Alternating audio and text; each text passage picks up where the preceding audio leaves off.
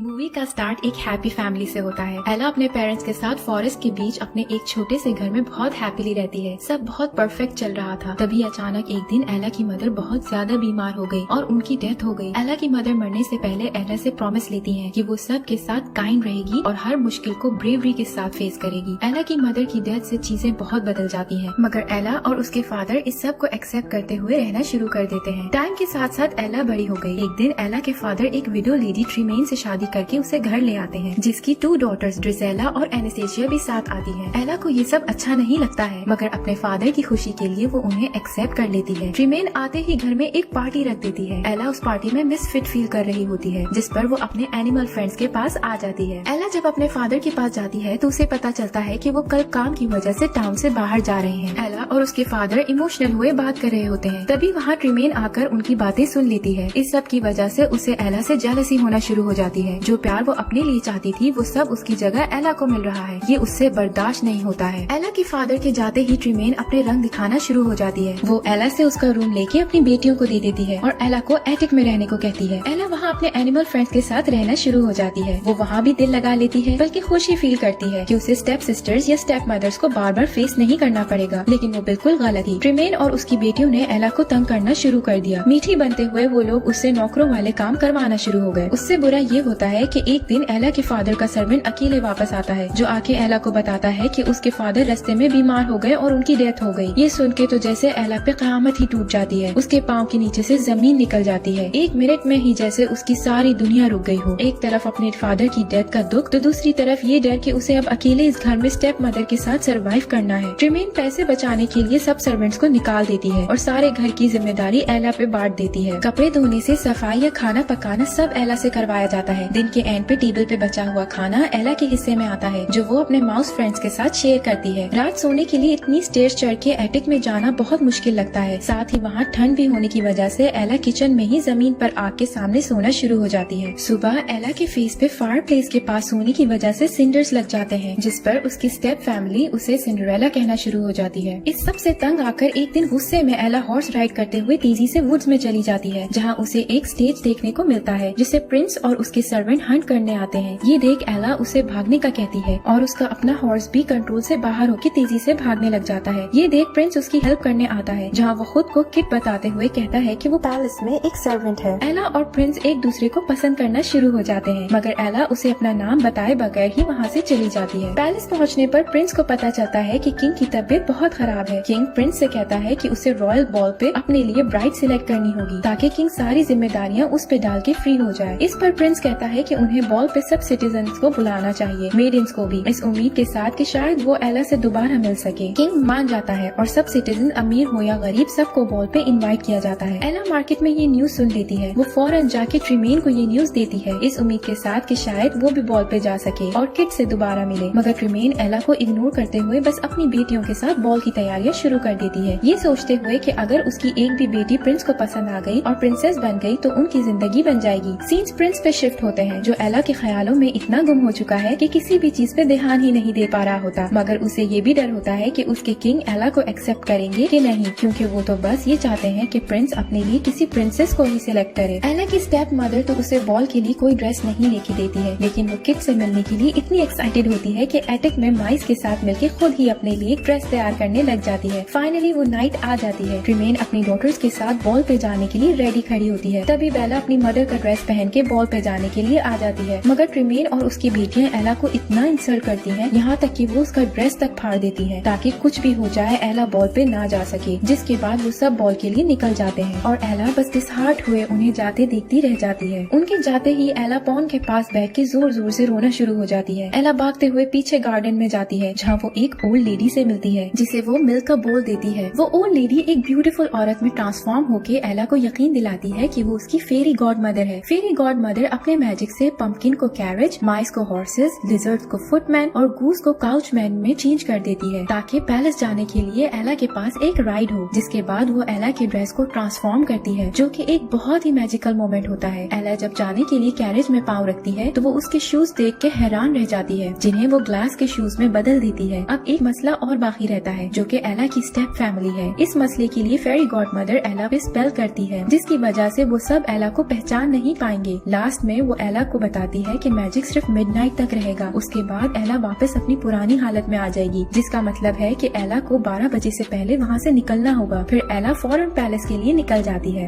Ball पे सब citizen, हर kingdom की प्रिंसेस पहुँच चुकी होती है, मगर प्रिंस की आंखों को जिसका इंतजार है वो अब तक वहाँ नहीं पहुँची है। ये चीज प्रिंस को कुछ बेचैन सी कर देती है, जिसका अंदाजा किंग लगा लेता है। किंग के सवालों से बचने के लिए प्रिंस एक प्रिंसेस को बात करने के लिए बुला लेता है। बॉल की सेलिब्रेशन स्टार्ट होने ही लगती है कि एंट्री होती है एला की, जिस पर सबकी नजरें उस पर पड़ती हैं और प्रिंस के साथ साथ सब बस उसे ही देखते रह जाते हैं। प्रिंस की खुशी का तो कोई ठिकाना ही नहीं रहता है। वो फौरन एला से मिलने के लिए आगे बढ़ता है। सब लोग साइड पे होके इन दो लवर्स के लिए रास्ता बना देते हैं। एला के लिए अब भी प्रिंस एक सर्वेंट ही है। वो किड से मिलके खुश तो बहुत है, लेकिन हैरान भी हो रही होती है कि सब बस उनको क्यों देख रहे हैं। प्रिंस उसे कहता है कि वो सब बस एला और उसकी खूबसूरती को देख रहे हैं, जिसके बाद दोनों डांस स्टार्ट कर देते हैं। ये एक बहुत ही मैजिकल, क्यूट, रोमांटिक मोमेंट होता है। एक आम सी लड़की पैलेस में एक प्रिंस के साथ डांस कर रही है। सबकी नजरें बस उन दोनों पे ही होती हैं। ट्रिमेन एला को पहचान तो नहीं पाती है, मगर प्रिंस को ऐसे उसके क्लोज देख के बहुत जेलस होने लग जाती है, जिस पर वो अपनी बेटियों को भी डांस के लिए भेज देती है। डांस के बाद प्रिंस एला को सबके बीच से निकाल के अपने साथ ले जाता है, जहाँ एला को पता चल जाता है कि किट ही प्रिंस है। वो बहुत हैरान तो होती है, मगर किट उसे काम डाउन करते हुए माफी मांग लेता है। यहाँ सब लोगों में फंस मच जाती है कि आखिर वो लड़की है कौन। कोई भी नहीं जानता है कि वो कौन है और कहाँ से आई है। प्रिंस एला को अपने साथ सीक्रेट गार्डन में ले जाता है, जहाँ वो आज तक किसी को नहीं लेके गया था। वहाँ वो एला को स्विंग देता है। तभी उसका शू उतर जाता है, जो प्रिंस नी पे बैठ के खुद एला को पहनाता है। प्रिंस एला से उसकी आइडेंटिटी पूछने की कोशिश करता है, मगर तभी एला को एहसास होता है कि 12 बजने वाले हैं, जिस पर वो प्रिंस से मजीद कोई बात किए बगैर वहाँ से भाग जाती है। किट उसके पीछे भागता है। पैलेस से निकलते हुए एला किंग से मिलती है, जिसे बस इतना कहती है कि उसका बेटा एक बहुत ही अच्छा इंसान है और किट उससे बहुत प्यार करता है। जिसके बाद वो बाहर की तरफ भाग जाती है और किंग बस उसे देखता ही रह जाता है। स्टेयर से उतरते हुए एला के पाँव से शू उतर जाता है। किट के पीछे आने की वजह से वो शू वहीं छोड़ के अपनी राइड में बैठ जाती है। प्रिंस को उसका शू मिल जाता है। प्रिंस शू लेके उसके पीछे जाने लगता है, मगर कैप्टन उसे वहीं रोक के सोल्जर्स के साथ एला के पीछे निकल जाता है। 12 बज जाते हैं और वो सब वापस चेंज होना शुरू हो जाते हैं। ये देख लिजर्ड सोल्जर्स को रोकने के लिए गेट बंद कर देता है। सोल्जर्स को पीछे छोड़ के जब ये लोग निकल आते हैं, सब वापस अपनी पुरानी हालत में आ जाते हैं, सिवाय एला के शू के, जिसका दूसरा हिस्सा प्रिंस के पास है। एला चलते हुए वापस घर की तरफ आती है। रास्ते में बारिश भी शुरू हो जाती है। अचानक पीछे अपनी स्टेप फैमिली की राइड आते देख एला फौरन घर के अंदर जाके शू छुपा देती है। रात एला इस सब के लिए इतनी एक्साइटेड नजर आती है कि फौरन फ्री होके इस सब के बारे में अपनी डायरी में लिखती है। सीन्स पैलेस में शिफ्ट होते हैं, जहाँ किंग की तबीयत बहुत खराब हो जाती है। वो अपने आखिरी टाइम में अपने बेटे के लिए वो सब करना चाहता है जो कोई भी अच्छा फादर करेगा। इसलिए किंग अपनी पसंद प्रिंस पे इम्पोज करने के बजाय उसे अपनी पसंद से शादी करने की परमिशन दे देता है। किंग प्रिंस से कहता है कि वो जितनी जल्दी हो सके उस लड़की को ढूंढ ले। ये कहते ही किंग की डेथ हो जाती है। किट न्यू किंग बन के लोगों में ये खबर फैला देता है कि वो लड़की आकर प्रिंस को दूसरा शो दिखाए और अगर उसकी विश हुई तो किंग उससे शादी भी कर लेगा। ये सुन के एला खुशी खुशी घर की तरफ जाती है और एटेक में जाके शू ढूंढने लग जाती है। तभी उस पर रिवील होता है कि ट्रिमेन ने वहाँ उससे पहले पहुँच के शू ले लिया है। ट्रिमेन एला को कहती है कि वो सिर्फ तभी एला को किट से शादी करने देगी अगर एला उन सबको अपने साथ पैलेस ले जाए और अपनी स्टेप सिस्टर्स की शादी किसी रिस्पेक्टेबल आदमियों से करवाएगी। एला के मना करने पर ट्रिमेन शू लिए एला को एटिक में लॉक करके चली जाती है। ट्रिमेन शू का टूटा हुआ पार्ट ग्रैंड ड्यूक के पास लाती है, जो उसकी बेटियों की शादी करवाने के लिए तैयार हो जाता है, सिर्फ इस कंडीशन पे कि वो एला को हमेशा के लिए हिडन ही रखेगी। ट्रिमेन मान जाती है। ग्रैंड ड्यूक शू का टूटा पार्ट प्रिंस को दिखाता है और झूठ बोलता है कि वो लड़की खुद को छुपा रही है। किट उसकी बात नहीं सुनता है और कहता है कि कुछ भी हो जाए वो उसे ढूंढ के ही रहेगा। ग्रैंड ड्यूक किट से प्रॉमिस लेता है कि अगर वो लड़की ना मिली तो किट उस प्रिंसेस से शादी कर लेगा जिसे उसके फादर ने मरने से पहले पसंद किया था। किट मान जाता है। ग्रैंड ड्यूक किट को पैलेस में ही रहने का बोल के खुद कैप्टन के साथ हर घर और गली में जाके किंगडम की हर लड़की को शू पहना के ट्राई करता है, मगर किसी को भी शू पूरा नहीं आता है। फाइनली वो लोग एला के घर पहुंच जाते हैं, जहां एला की स्टेप सिस्टर्स को भी शू पूरा नहीं आता है। तभी एक बर्ड एटिक का डोर खोल देती है और एला की सिंगिंग की आवाज बाहर आनी शुरू हो जाती है। कैप्टन उस लड़की को बुलाने का कहता है, मगर ट्रिमेन कहती है कि वहाँ कोई नहीं है। ग्रैंड ड्यूक भी वापस जाने के लिए जोर डालता है। उसी दौरान किट, जो कि सोल्जर्स के बीच में छुपा हुआ सारा टाइम उनके साथ था, खुद को सबके सामने लाता है और उस लड़की को मिलने का ऑर्डर देता है, जिस पर कैप्टन जाके एला को एटिक से लेके आता है। किंग एला को मैरिज के लिए प्रपोज करते हुए वो शू पहनाता है, जिसके बाद एला किंग के साथ पैलेस के लिए निकल जाती है। जाते जाते वो अपनी मदर को किया हुआ प्रॉमिस पूरा करते हुए ट्रिमेन और उसकी बेटियों को माफ करके जाती है। लास्ट सीन्स में एला और किट शादी कर लेते हैं। किट सारी किंगडम के सामने अपनी क्वीन को किस करता है और फिर वो दोनों हमेशा साथ खुशी खुशी रहते हैं। यही एक हैप्पी एंडिंग हो जाती है।